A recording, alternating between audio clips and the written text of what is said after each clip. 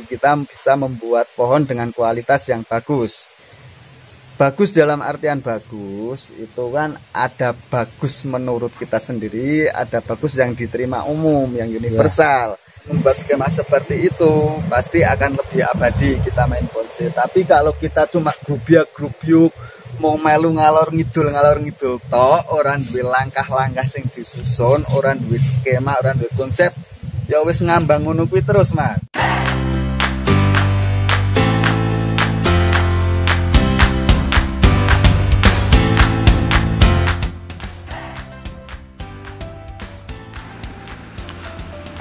Halo sahabat pecinta bonsai Indonesia, jadi kita masih ada di Adi Bonsai Gallery. Nah, pada kesempatan kali ini kita akan ngobrolin banyak soal pemasaran bonsai dan juga soal beberapa hal faktor-faktor ya, mulai faktor X yang ada di bonsai itu seperti apa, dan juga pola konsisten kita dalam perawatan di bonsai ini yang perlu kita tanamkan seperti apa. Oke teman-teman, ikuti terus video ini.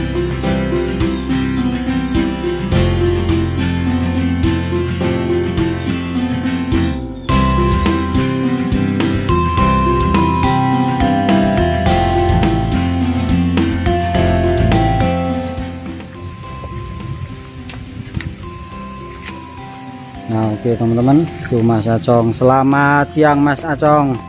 Woi, siang brother. Oke, nah kalau untuk ini Mas, pemasaran di Adi Bonsai ini kan bahannya juga cukup banyak, mulai dari bibit terus sampai bonsai-bonsai jadi. Terus bonsai-bonsai yang berkelas juga kan juga banyak ya di sini ya. Nah, untuk pemasarannya sendiri ini seperti apa di Adi Bonsai Gallery, Mas? Untuk di Adi Bonsai Gallery ini untuk sementara ya, yang sudah berjalan itu kita intern aja, lewat via WhatsApp ke teman-teman yang sudah kita kenal. Kan ada info, oh pohon ini mau dikeluarkan, biasanya teman-teman tahu itu japri. Kita buat history di WhatsApp aja. Untuk sementara kebetulan kita juga belum ada akun sosial medianya, sementara ini belum pernah kita buka di sosial media seperti di YouTube atau di Facebook, itu kita jarang aktif memang. Berarti masih fokus ini ya, ke kebun terus, jarang pegang handphone, Mas. Masih sifatnya masih ini ya, masih intern ini ya. Tapi nggak ada kendala Mas untuk proses penjualannya? Alhamdulillah selama ini ya jalan, masih jalan ya, walaupun sedikit demi sedikit ya kita jalan. Malah gimana ya, namanya bonsai mah kita nggak khawatir Mas, walaupun kita tinggalnya di pelosok, ini kan termasuk di pelosok ya, kan di pucuk Gunung Lereng Sindoro toh, ini sebelah ini kan Gunung Sindoro nih, kita tinggal di lerengnya. Itu kita juga nggak khawatir, karena yang namanya bonsai itu dulu saya masih ingat, yang penting kata Mbah Sarno itu, kita kan memang dulu kiblatnya ke sana ya, karena di Jawa Tengah ini kan memang yang paling besar sana dulu. Yang penting kita bisa membuat, kita bisa menjaga kualitas, dimanapun tinggal pasti akan dicari orang selagi kita bisa membuat pohon dengan kualitas yang bagus. Bagus dalam artian bagus itu kan ada bagus menurut kita sendiri, ada bagus yang diterima umum, yang universal. Nah, bagaimana toh kita mengkonsep bonsai atau membuat bonsai itu sesuai selera umum yang bisa diterima oleh rasa dan logika. Kira-kira kalau universal kan menurut kita bagus, orang umum lah, temen lah, apalah bisa menerima, oh bahwa pohon ini bagus. Kalau bagus menurut kita sendiri aja jadinya lucu toh Mas. Iya, kira-kira begitu.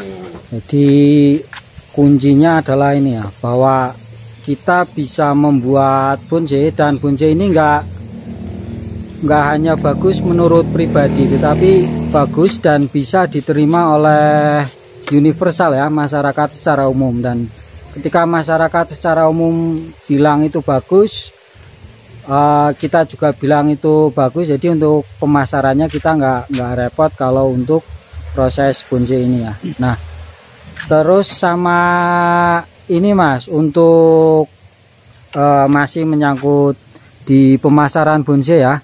Nah, ini kan kebanyakan di sini jenis-jenis tanaman yang memang dari dataran tinggi ya. Untuk spesies yang cocok untuk dataran tinggi. Nah, ini untuk jenis-jenis yang dataran ini kan pasarnya juga mungkin cukup terbatas ya. Nah, itu untuk mengatasi itu seperti apa, Mas? Nah, itu terkait itu kan masuknya di botani ya, Mas. Iya. Nah, selagi kita paham botani, hal yang tadinya sulit bisa jadi gampang. Kita harus pandai-pandai memahami karakter spesies tersebut. Oke. Bukannya spesies yang tinggalnya cocok di suhu dingin, di suhu panas tidak mau. Tapi ada pola atau ritme yang harus dibangun ketika pohon ini di suhu panas. Tapi kalau pohon-pohon yang sudah masuk di dalam pot seperti ini, Mas, itu ditaruh di suhu panas pun mau. Cuma ya itu tadi, daunnya pasti agak besar, nggak sekecil yang di suhu dingin di sini. Mau seperti sinensis di Jepara aja sudah pada mulai budidaya itu dan terbukti subur. Cuma ruas daunnya tidak bisa sekecil di suhu dingin. Apalagi lohansung juga sangat mau di suhu dingin. Kemudian ulmus, apalah boxus, itu sangat mau di suhu panas. Berarti untuk spesies ini nggak ada ini ya, nggak ada kendala ya, Mas ya? Nggak ada kendala, cuma ya itu tadi, Mas Bro, main plus itu kan pasti ada ya. Ketika di suhu dingin untuk pertumbuhan itu agak lambat, di suhu panas untuk pertumbuhan pasti akan lebih cepat. Nah, kalau di suhu dingin kecilnya daun lebih maksimal. Oke, siap. Ketika pohon itu di suhu panas, pasti pohonnya si daun ini agak panjang luasnya. Jadi suhu kita nggak bisa melawan alam. Ada plus minusnya ya. Yes. Oke, nah selama proses ini Mas, selama proses perjalanan di bonsai ini ya. Ya.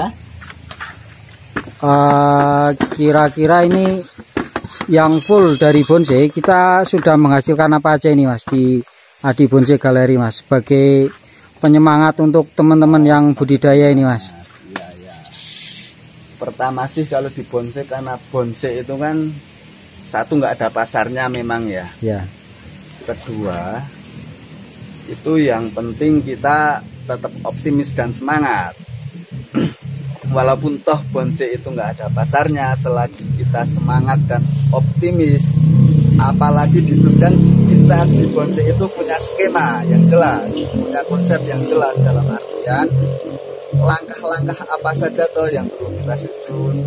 Orang kalau dipikir-pikir ya, Mas Bro ya, Oke. Hobi yang paling murah itu bonsai. Kenapa kok paling murah? Tapi tetap kesannya elit. Ya, nggak lepas dari itu. Semisal kita hobi burung atau hobi apa ya, itu kan makanan tiap hari harus beli kita, Mas. Nah, kalau di bonsai kan tiap hari itu, semisal kita nggak punya uang, bisa toh itu untuk perawatan. Oh, cuma air kita ngambil di deket-deket pasti banyak lah air. Yang kedua, kalau kita belum punya bahan, spesies apa saja kan ada beberapa pohon itu yang bisa dijangkau, ada yang bisa disetek lah. Mulai dari situ kan kita bisa start itu, Mas. Nggak harus kita mengeluarkan uang. Tapi alangkah baiknya dan bagusnya kita punya pola, Mas.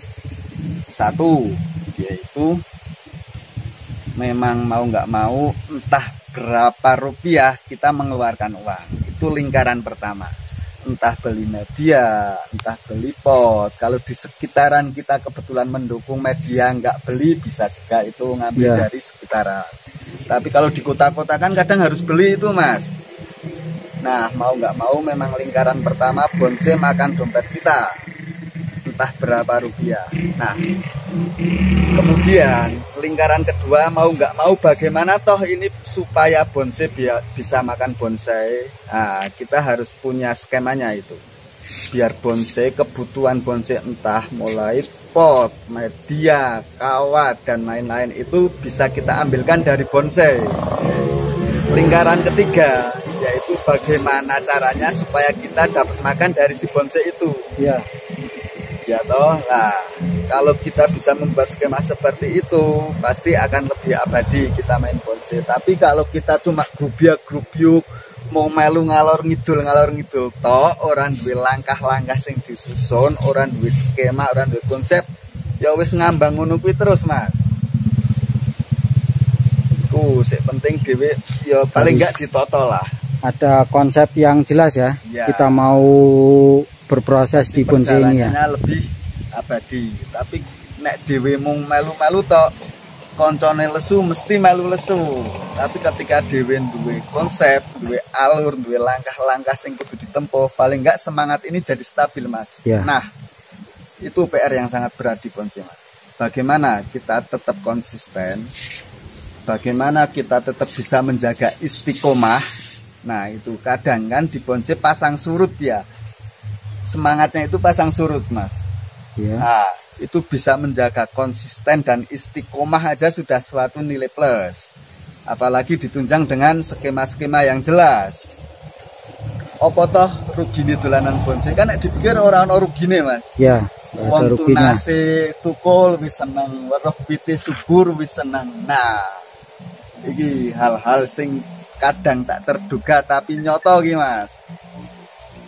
Bonsai sing paling dhewe senengi mesti paling sering ditawar wong.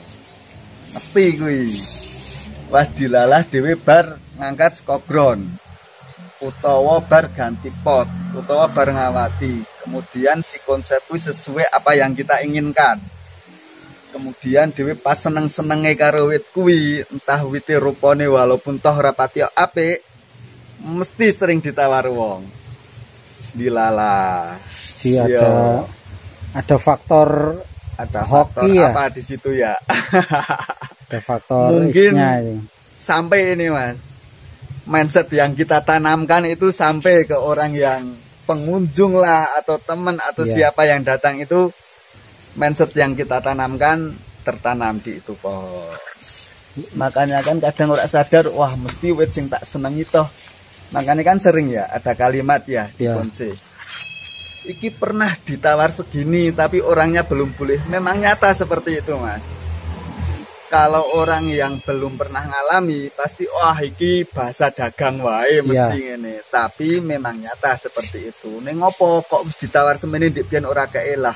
Wong pas ditawar iku dilalah pas seneng-senenge. Tapi kalau orang yang belum pernah ngarami pasti olah iku bahasa dagang wae, mosok toh ditawar semono ora dikeke. Waktu kita mau jual kadang belum nemu lawan, kadang apa ditawarkan harga yang lebih di bawah itu, kadang nggak laku.